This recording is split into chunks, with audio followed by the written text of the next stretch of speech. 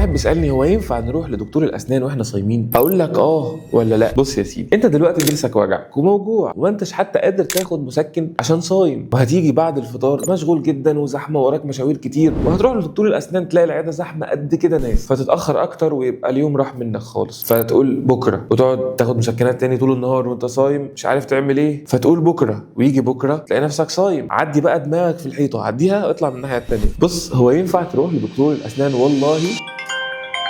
ثانيه واحده اجاوب على التليفون ده. ايوه خلوه.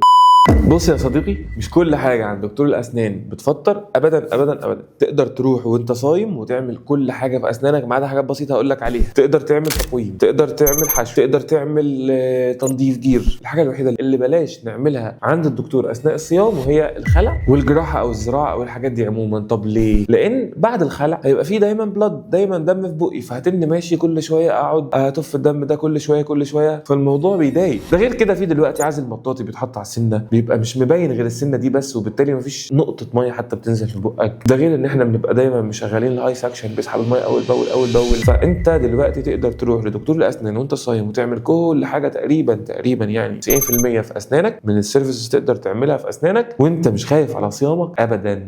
اتمنى طبعا يكون الفيديو عجبكم. كان معكم دكتور عبد السلام محمد، والى اللقاء.